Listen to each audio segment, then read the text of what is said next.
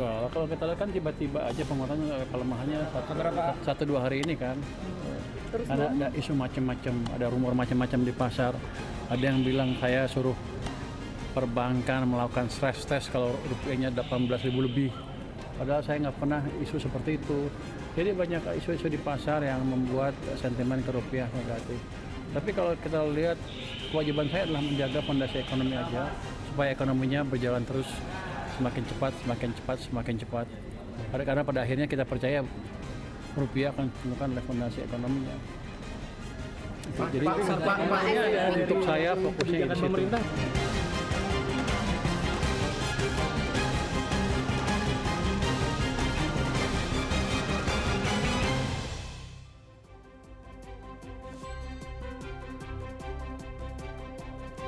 Selamat malam, selamat datang di Economic with me Ruli Kurniawan. Economic malam ini kita akan membahas pelemahan rupiah yang sore ini ditutup di level 18.040 rupiah terhadap dolar Amerika Serikat. Bank Indonesia mengatakan pelemahan rupiah masih dipengaruhi salah satunya akibat tensi geopolitik Timur Tengah yang kembali memanas. Imbas melemahnya rupiah terasa langsung ke masyarakat, terutama kelas menengah. Kita akan bahas di Economic Dialog. Dan Economic juga akan mengangkat dalam satu hari ini 4 pejabat negara ditangkap. Mulai dari 3 mantan pimpinan Badan Gizi Nasional dan Wakil Menteri Imigrasi dan Pemasyarakatan Republik Indonesia. Potensi kerugian negara masih terus dihitung dan tidak menutup ada tersangka lain seiring penyidikan Kejagung dan KPK. Kita mulai Economic malam hari ini. Kita ke kasus dugaan korupsi dalam program Makan Bergizi Gratis MBG. Hanya setelah beberapa jam usai dicopot oleh Presiden Prabowo Subianto, Kepala Badan Gizi Nasional BGN Dadan Hindayana ditetapkan sebagai tersangka oleh Kejaksaan Agung. Dari hasil penyidikan Kejagung, Dadan bersama 2 pimpinan BGN lainnya diduga melakukan markup anggaran pengadaan barang.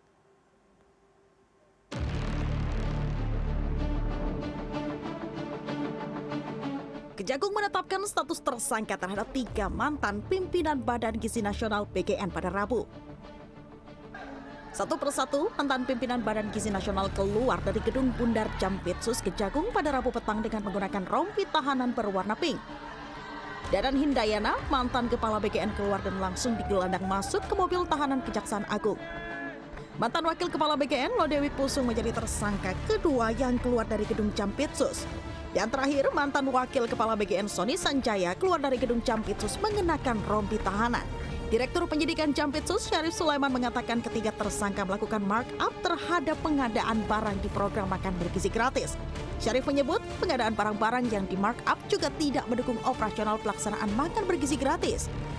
Sehingga dalam penyusunan KAK pengadaan barang dan jasa pada BGN tidak disusun sesuai kebutuhan real di lapangan dan adanya markup harga pengadaan, sehingga terjadi kerugian yang tidak mendukung operasional pelaksanaan MBG. Di antaranya, 1. Pengadaan motor listrik sebanyak 21.801 unit dengan total pengadaan sebesar sekitar 1 triliun rupiah.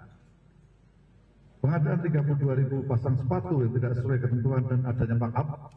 Pengadaan tablet sebanyak 31.000 sekian yang tidak sesuai ketentuan dan adanya markup. Dan pengadaan televisi 75 inch sebanyak 5.400 unit yang tidak sesuai ketentuan dan adanya markup harga. Dirdik Jampitsus Syarif Sulaiman menjelaskan total kerugian negara dalam markup anggaran pengadaan barang masih dalam proses penghitungan. Ketiga tersangka pun menggunakan sejumlah yayasan yang terafiliasi dengan mereka dalam melakukan proses pengadaan barang dan jasa. Atas perbuatannya, Dadan, Sony dan Lodewik disangka melanggar pasal 603 dan 604 junto pasal 20 Undang-Undang 1 tahun 2023 tentang Kitab Undang-Undang Hukum Pidana. Ketiganya juga ditahan untuk 20 hari pertama sejak Rabu. Tim Liputan CNN Indonesia. Wakil Menteri Imigrasi dan Pemasyarakatan IMI Pak Silmi Karim resmi ditahan KPK usai menyerahkan diri terkait operasi tangkap tangan di Jakarta Barat. Silmi Karim ditahan karena terkait kasus dugaan korupsi pengurusan izin tinggal warga negara asing di Indonesia.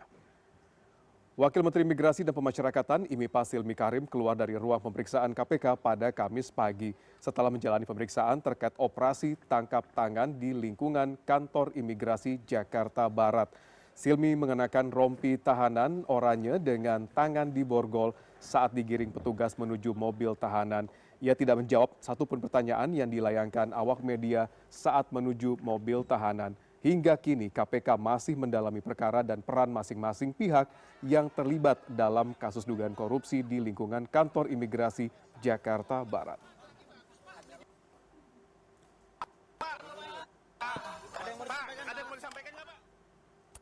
Dan sebelumnya pada Rabu malam, Wakil Menteri Imigrasi dan Pemasyarakatan Silmi Karim menyerahkan diri ke KPK. Silmi sempat tidak diketahui keberadaannya saat dicari penyidik KPK terkait kasus dugaan suap pengurusan izin warga negara asing untuk tinggal di Indonesia.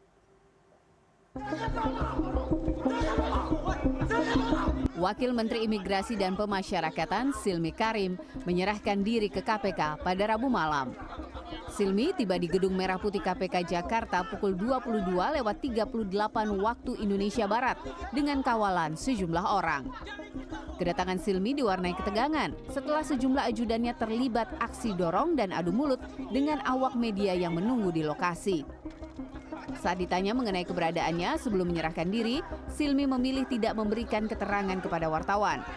Sebelumnya, Menteri Imigrasi dan Pemasyarakatan Agus Adrianto mengaku sempat bertemu dan berkomunikasi dengan Silmi di kantor Kementerian IMIPAS saat KPK mencari keberadaannya. Sebelumnya, Silmi Karim menjadi salah satu pihak yang diburu KPK terkait rangkaian OTT di Jakarta Barat pada Selasa sampai Rabu kemarin dalam kasus dugaan korupsi pengurusan dokumen izin tinggal warga negara asing saat masih menjabat Dirjen Imigrasi periode 2023-2024. Tim telah mengamankan 17 orang, 8 orang diantaranya merupakan penyelenggara negara dan PNS. Kemudian 9 orang lainnya merupakan pihak swasta, di mana para pihak tersebut 2 orang swasta diamankan di wilayah Bali, kemudian 1 PN diamankan di wilayah Jawa Barat yang merupakan Kakanwil Jawa Barat, Kakanwil Imigrasi Jawa Barat. Kemudian pihak-pihak lainnya diamankan di Jakarta dan sekitarnya.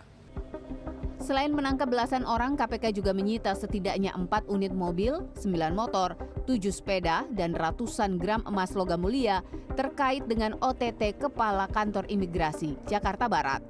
Tim Liputan CNN Indonesia.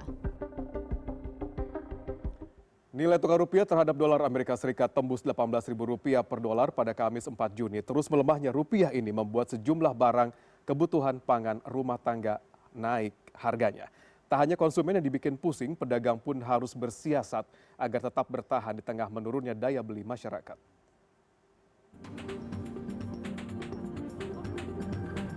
Pasca libur panjang Idul Adha, sejumlah harga bahan pangan terpantau masih tinggi pada Rabu. Di antaranya harga bawang merah yang naik dari Rp40.000 menjadi Rp60.000 per kilogram. Kemudian harga minyak goreng, minyak kita yang masih berkisar di angka Rp22.000 per liter. Menurut pedagang, stok minyak kita di pasar sudah melimpah, namun harga minyak goreng bersubsidi tersebut masih mahal di pihak distributor. Sementara untuk harga cabai terpantau turun drastis dari Rp100.000 menjadi Rp60.000 per kilogram. Sedangkan harga daging ayam potong juga turun tipis dari Rp40.000 ke Rp38.000 per kilogram. Meski sejumlah harga pangan turun, pedagang menyebut aktivitas perdagangan masih sepi akibat daya beli masyarakat yang turun. Sejumlah pedagang mengaku terpaksa mengurangi stok dagangannya. Ya, alhamdulillah ya agak dikurangi mas, soalnya keadaannya pasarnya nggak seperti dulu, jadi pemotongannya agak dikurangi sedikit. Berarti untuk setiap hari stoknya dikurangi panjenengan. Tapi untuk minat pembeli bagaimana Pak sekarang? Sama aja, masih sepi. Agak sulit mas. Masih sepi ya? Masih sepi. Sepinya itu menurut panjenengan karena apa? Ya, karena ekonomi. Tak hanya pedagang yang dibikin pusing dengan kenaikan harga-harga, konsumen pun harus putar otak agar semua kebutuhan sehari-hari bisa terpenuhi. Salah satunya dengan menurunkan kualitas beras yang mereka beli agar uang belanja tidak membengkak. Dulu tuh saya biasa beli kan yang paling mahal tuh biasanya aku beli tuh 15.000 di 14-15-an. Sekarang tuh udah di 16.000 lebih. Barusan aku nanya yang biasa yang paling mahal itu. Paling kalau saya sih belinya yang agak-agak di bawahnya, yang biasa aku beli misalkan paling turun ke 2 dari atas itulah. Sementara itu nilai tukar rupiah terus melemah terhadap dolar Amerika Serikat. Pada Kamis 4 Juni 2026, nilai tukar rupiah tembus Rp18.000 per dolar. Terus melemahnya nilai tukar rupiah ini membuat sejumlah barang-barang kebutuhan pangan rumah tangga naik harga. Tim Liputan CNN Indonesia. Nilai tukar rupiah terus berada dalam tekanan di tengah ketidakpastian ekonomi global. Dan di saat yang sama, kita melihat sama-sama bagaimana kelompok kelas menengah yang selama ini menjadi motor konsumsi nasional mulai menghadapi beban yang semakin berat. Mulai dari kenaikan biaya hidup, cicilan, hingga menurunnya daya beli. Pertanyaannya, apakah tekanan yang terjadi saat ini hanya bersifat sementara atau justru menjadi sinyal perlambatan yang lebih dalam? Lalu seberapa kuat daya tahan kelas menengah kita, dunia usaha, dan sektor retail menghadapi gejolak yang masih berpotensi berlanjut ini? Malam ini kita akan membahasnya bersama para narasumber yang sudah hadir di studio. Selamat malam. Yang pertama, saya akan menyapa Kepala Ekonom Bank Permata, Joshua Pardede. Terima kasih Bang Jo sudah hadir di Ekonomi. Terima kasih Mas Ruli. Dan berikutnya di sebelah Bang Joshua sudah ada Ketua Umum Asosiasi Pengelola Pusat Belanja Indonesia, Pak Alfonsus Wijaya. Terima kasih Pak Alfonsus. Terima kasih Mas Ruli. Terima kasih Pak. Dan yang terakhir, sudah ada analis kebijakan ekonomi Apindo, Pak Ajib Hamdani. Terima kasih Pak Ajib. Selamat malam Mas Ruli. Terima kasih. Dan kita akan langsung membahas terkait dengan tertekannya rupiah, dolar Amerika Serikat, di mana melewati batas psikologis kita 17 ribuan, sekarang sudah di 18 ribu, tutup di 18.040 per dolar Amerika Serikat. Mungkin saya langsung ke Bang Joshua terlebih dahulu. Bang Joshua, mungkin sebelum kita membahas lebih dalam terkait dengan pelemahan rupiah, dengan adanya terjadi saat ini, sudah masuk ke level 18 ribu, apa yang seharusnya menjadi warning bagi kita semua di Indonesia? Ya tentunya kalau kita lihat dari sisi perspektif nilai tukar, tentunya ini akan berdampak ya kepada perekonomian. Ya, tentunya kalau kita melihat dari sisi industri, industri manufaktur, karena sebagian besar sektor industri manufaktur kita ini masih mengandalkan bahan baku impor. Ya, jadi sekalipun memang di satu sisi, di sisi yang lain, ya ada teman-teman kita sektor yang berkaitan dengan komoditas, ini tentunya akan sangat diuntungkan. Tapi di sisi lainnya, yang sangat mengandalkan bahan baku impor, which is sebenarnya adalah sektor industri manufaktur, yang sebenarnya juga masih adalah padat karya, ini yang akan terpukul. Ya, jadi makanya, dan kalau kita lihat secara umum, dampaknya memang akan relatif lebih negatif ya, sekalipun memang kalau kita melihat saat ini harga minyak masih relatif stabil, masih di bawah 100 ya, tapi kondisi dari pelemahan rupiah dan juga dari sisi harga minyak yang naik ini tentunya akan berdampak tadi kepada ruang fiskal yang makin terbatas, sehingga belanja pemerintah pun juga ruangnya akan lebih terbatas lagi tadi untuk misalkan belanja pendidikan, kesehatan, dan juga belanja-belanja produktif lainnya yang bisa menggerakkan investasi, harapannya seperti itu. Karena di tengah kondisi seperti ini tentunya kita mengharapkan stimulasi-stimulasi dari pemerintah, khususnya apalagi karena tadi kita ketahui bahwa akan ada industri manufaktur yang terpukul, kita juga berharap bahwa akan ada insentif dari pemerintah untuk bisa mengerem kalau terjadi ada dampak yang negatif juga kepada industri manufaktur, yang notabene adalah padat karya, gitu ya. Sehingga makanya kalau tadi ada alokasi anggaran yang semakin terbatas karena ada anggaran besar untuk alokasi pemerintah untuk program prioritas, sehingga makanya tadi untuk alokasi insentif untuk menahan dampak dari gejolak global, terutama dari pelemahan rupiah terhadap industri manufaktur pun juga alokasi insentifnya pun juga makin terbatas. Jadi makanya ini yang dampak yang kita harus hadapi adalah ruang fiskal akan semakin terbatas. Ruang fiskal menjadi semakin terbatas. Saya mungkin langsung ke Pak Alfonsus. Pak Alfonsus, sudah 18 ribu. Retail menjadi salah satu yang mungkin saya bisa katakan terpukul dengan kondisi saat ini. Bahan baku, kemudian juga ongkos energi. Sejauh ini Anda melihatnya seperti apa kondisi teman-teman di sektor retail? Ya, saya kira kondisinya cukup menantang, sangat menantang kalau dikatakan begitu ya. Kenapa? Karena sekarang industri retail ini sedang dalam posisi periode low season. Pasca Ramadan dan Idul Fitri itu selalu di Indonesia memang kondisinya adalah low season. Karena Ramadan dan Idul Fitri itu adalah peak seasonnya retail, penjualan retail di Indonesia. Tahun ini low seasonnya sebetulnya panjang. Karena Ramadan Idul Fitri datang lebih awal di triwulan 1. Jadi triwulan 2 dan triwulan 3 itu menjadi low season bagi sektor retail. Lebih landai semua. Itu sudah berat sebetulnya dengan low season yang panjang. Ditambah lagi dengan beban-beban yang sekarang timbul, itu menjadi lebih berat lagi. Jadi saya kira itu yang terjadi. Biaya energi naik. Biaya logistik naik, begitu ya. Harga gas naik, gitu kan. Hampir setiap bulan harga gas ini naik, gitu karena terkait dengan USD, nilai tukar, gitu. Jadi saya kira sementara penjualan dalam posisi low season. Jadi saya kira ini menjadi satu tantangan bagi sektor retail di Indonesia, begitu.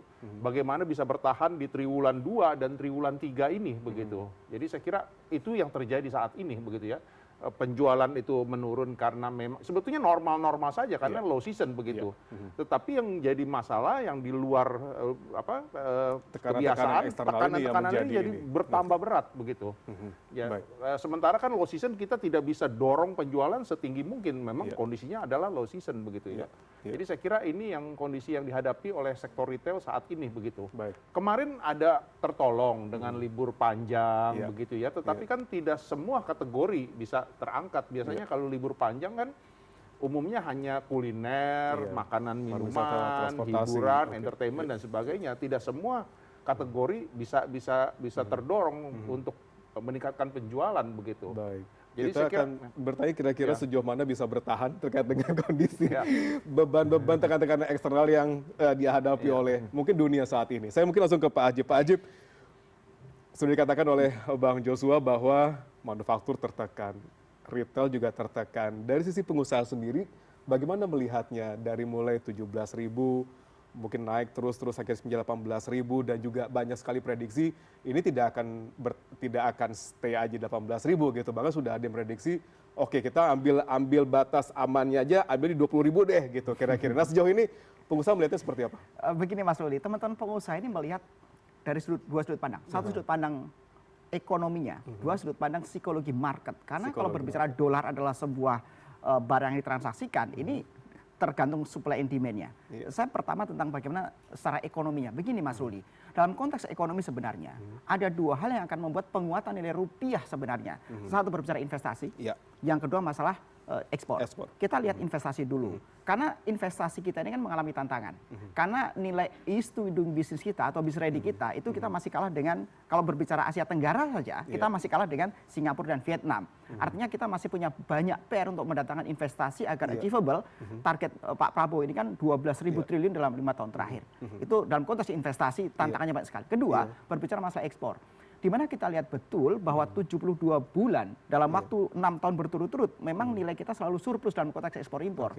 Tapi problemnya adalah terus melandai. Dan bahkan di bulan terakhir kemarin di bulan April Mei itu hanya mencapai di angka 70 juta dari sebelumnya 3. Tapi tetap berkurang. Mulai berkurang. Nah, repotnya lagi begini, sebenarnya pemerintah sudah secara mitigatif mengeluarkan namanya PP nomor 21 tahun 2026 yang efektif berlaku 1 Juni kemarin sebenarnya, Mas Ruli, di mana itu namanya tentang DHE.